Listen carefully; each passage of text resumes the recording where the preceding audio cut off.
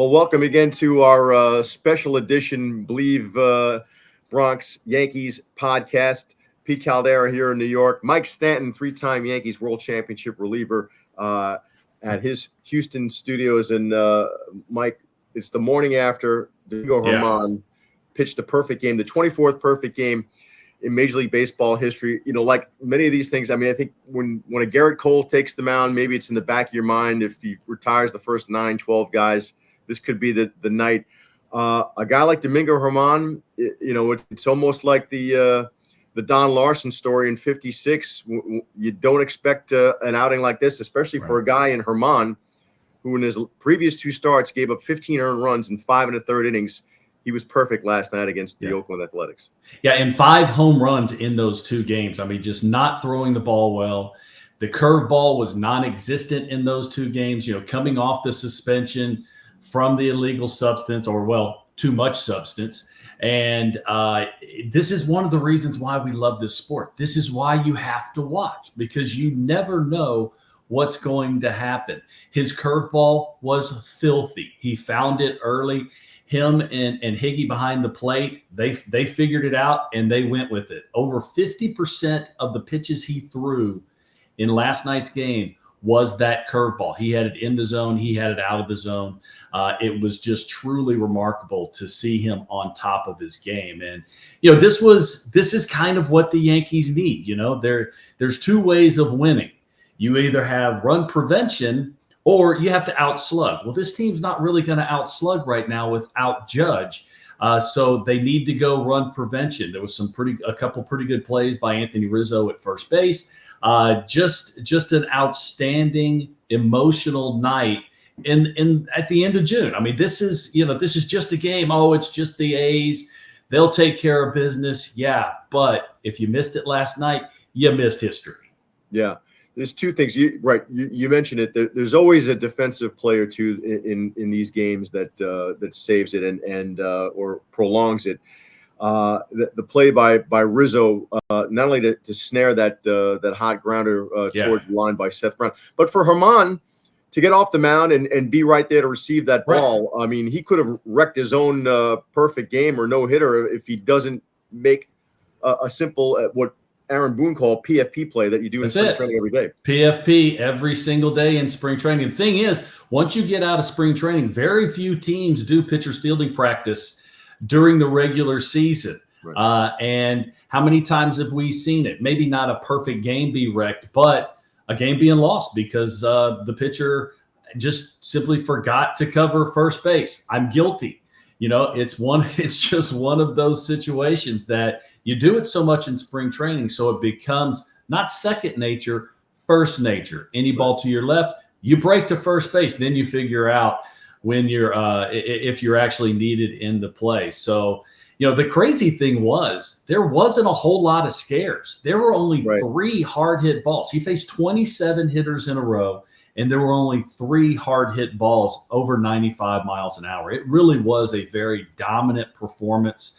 You know, the crazy thing was it wasn't like there were a whole lot of ground balls. It wasn't like there were a whole lot of fly balls. He was kind of evenly mixed there.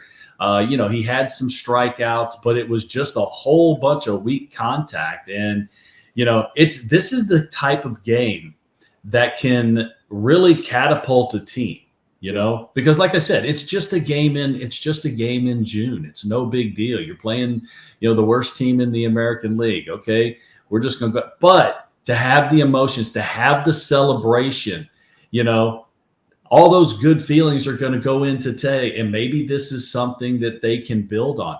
I think, you know, for the short term, all the good feelings they had about the perfect game from Domingo German last night, I think that's important. But I think as important, especially for the long run, is the night Giancarlo Stanton had. You know, we saw him hit 2 balls extremely hard. He hit a home run. He was driving in runs. That's the dude that's got to step up with Aaron Judge out. He needs to be that beast. And we talked about it just a couple days ago about how he needed to do that. He needed to step up. Well, hopefully this is just a little prelude of what's to come, him swinging the bat well and hitting the ball hard again. Yeah, and then it gets buried in the 22nd paragraph of everyone's story last night, Right. because history is made. You know, Mike, we were both fortunate enough to be at the previous two Yankees Yes. games. I was in the press box. You, of course, were in the bullpen, or I don't know if you'd moved to started in the dugout and then moved out to the bullpen. But you know, I was, you know, we're not far removed from the 25th anniversary of David Wells' perfect game. Right.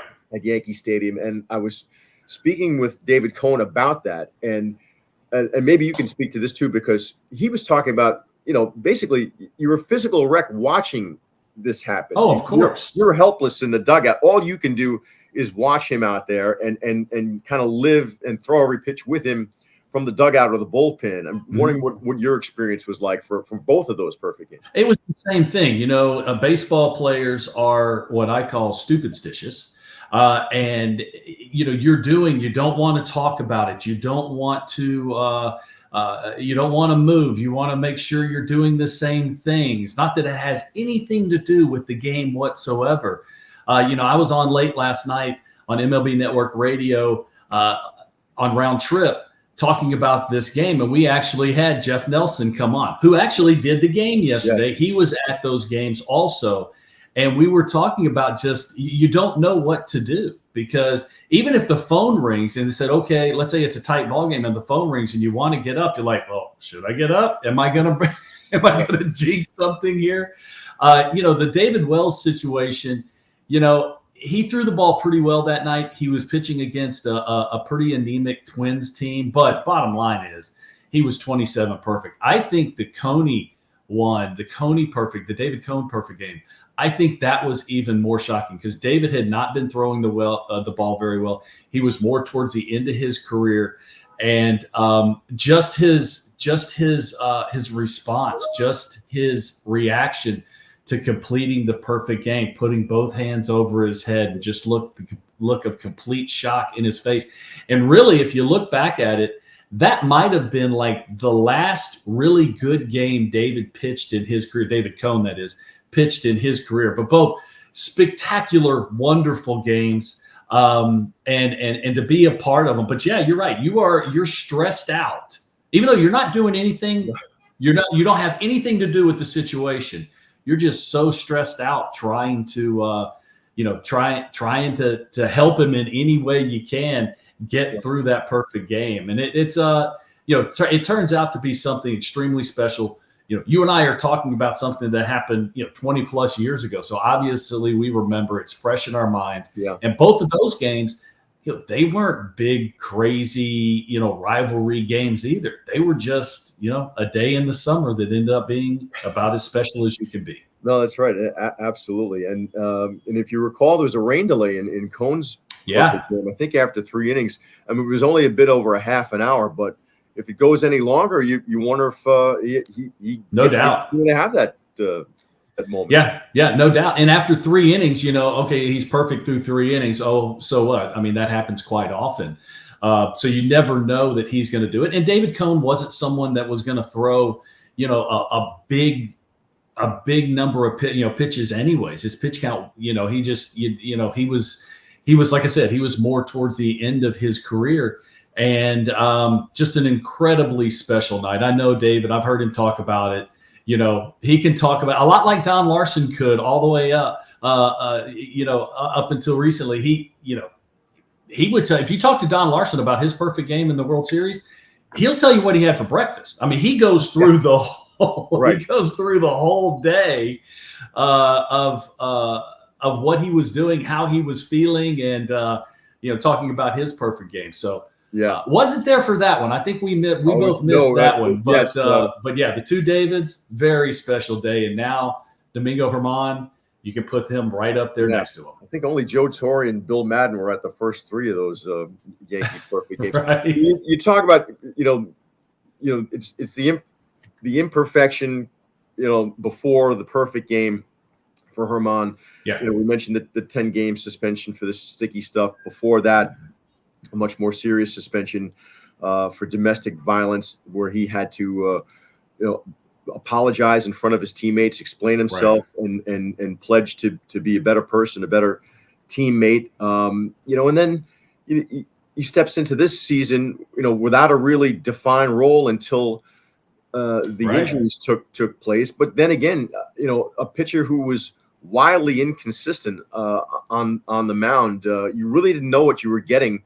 You knew you had the potential to get a good start every time out. We saw that this year, but you couldn't really harness it for a consecutive stretch. Now, we're going to be wondering when he's right back out there in 5 days at Yankee Stadium again, how this is going to carry over. Now, you mentioned a little bit about, this could have a really, positive impact, as it did to David Wells, kind of turned around his 98 season and in effect kind of propelled, your club to where it went to a world championship. So where this goes for German from here.